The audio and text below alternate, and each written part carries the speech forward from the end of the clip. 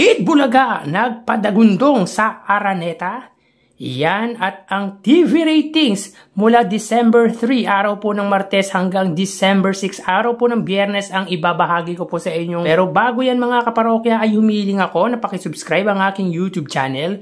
Pakiclick ang bell icon para una kayong ma-notify sa mga bagong video na ilalabas ko. At pakidami nyo na din na i-follow ang aking Facebook page na Mega TV at ang aking TikTok account na Kaparokya TV. Maraming salamat!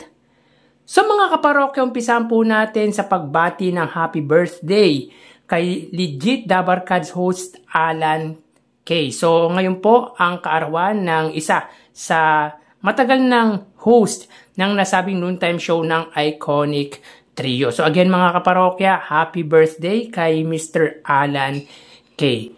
So yun nga mga parokya, umpisahan po natin sa TV ratings from December 3 to December 6. So medyo matagal po bago nag-release ng ratings ang Lion Here TV para po sa noontime category. Pero bago yan mga kaparokya ay quick recap lang po tayo sa ratings nitong nagdaang Lunes.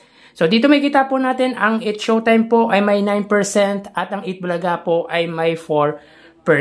At tulad po ng sinabi natin, mataas po talaga ang itinaas ng ratings ng It Showtime from 7.5% to 9%. Meaning to say ay 1.5% po ang idinagdag ng ratings ng Madlang People Noontime Show para po sa araw ng Lunes, December 2. Ang Eat Bulaga naman po, tumaas din po ng bahagya at nadagdagan po sila ng 0.4% nitong nagdaang Sabado at meron nga po silang 4%.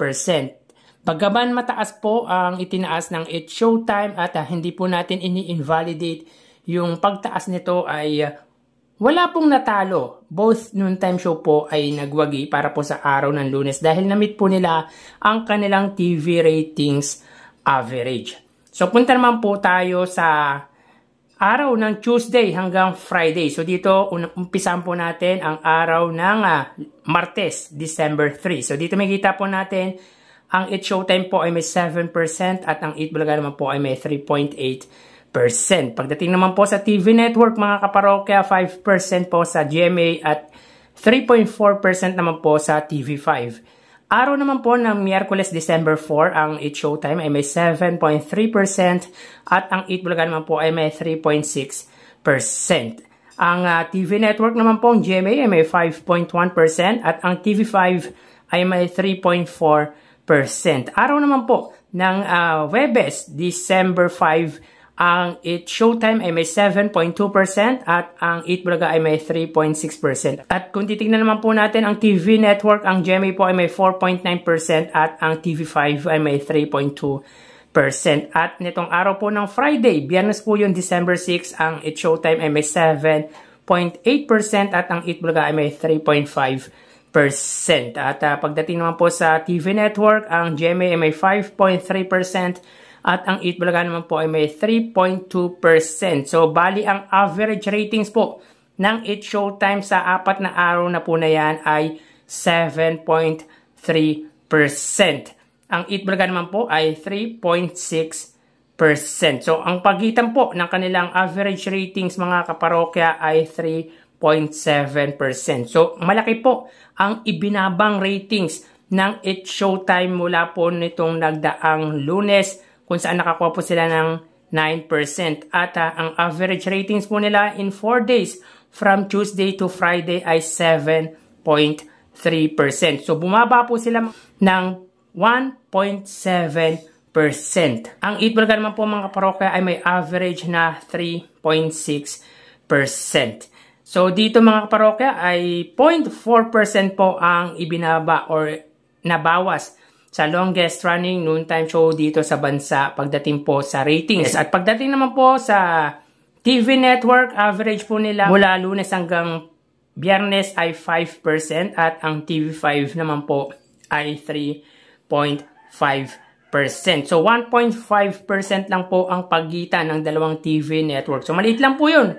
Dahil 1% lang po ang iniangat ng Kapuso sa Kapatid Network. So, paano ko po ginawa ang average ratings na mula Martes hanggang Biyernes? So, inad ko po ang mga ratings po nila at i-divide ko po sa 4 days. So yun po, at kinalabasan nito ay 7.3% po sa It's Showtime at 3.6% naman po sa Eat Bulaga. Dito po mga kaparokya ay wala pong nagsipagwagi sapagkat di po nila na-meet ang kanilang TV ratings average. So yun nga mga parokya, kagabi nga ay nagpadagundong ang buong Eat Bulaga family sa Christmas party ng MVP Group of Companies.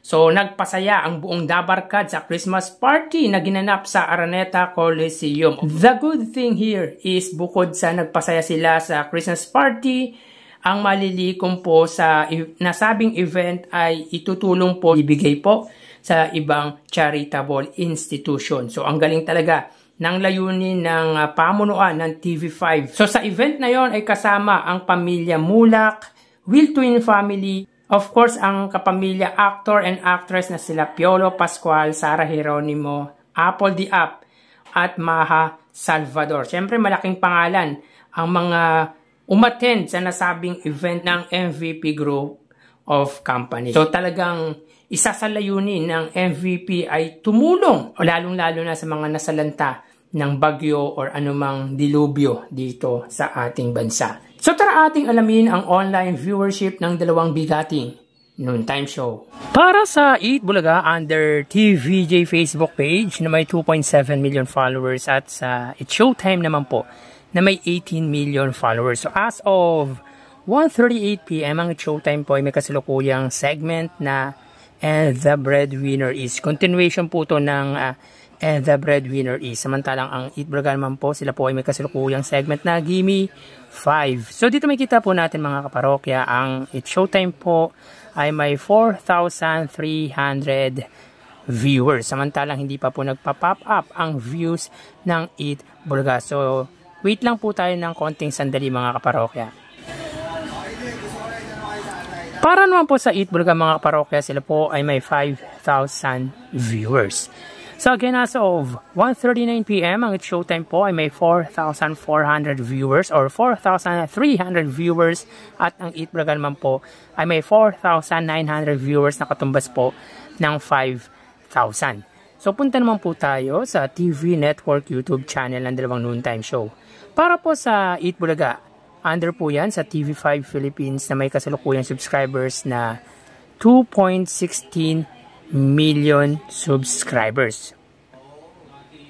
At ang It's Showtime naman po under po sa TV Network YouTube channel ng GMA na may kasalukuyang subscribers na 37.2 million. So as of 1:39 PM ang It's Showtime under GMA Network, sila po ay may 16,000 viewers.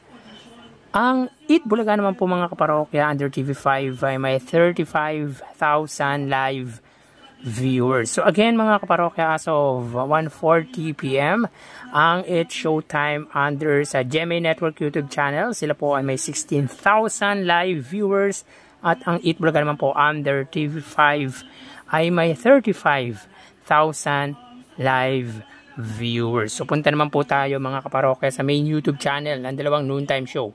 Para po sa It's Showtime under ABS-CBN, It's Showtime na may 2.47 million subscribers at sa Eat Bulaga naman po under Eat Bulaga TVJ YouTube channel may subscribers po na 1.18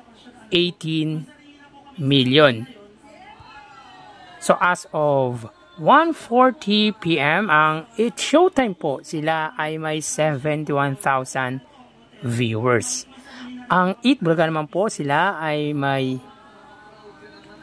93,000 live viewers. So again, as of 1:40 PM ang It's Showtime po, sila ay may 71,000 viewers at ang Eat Bulaga naman po ay may 93,000 live viewers. So bali ang total na nakuha po ng dalawang noontime show ay mga kaparokya, bago natin ibigay ang total views na nakuha ng dalawang noontime show, ay humiling ako sa inyo na pakisubscribe po ang aking YouTube channel.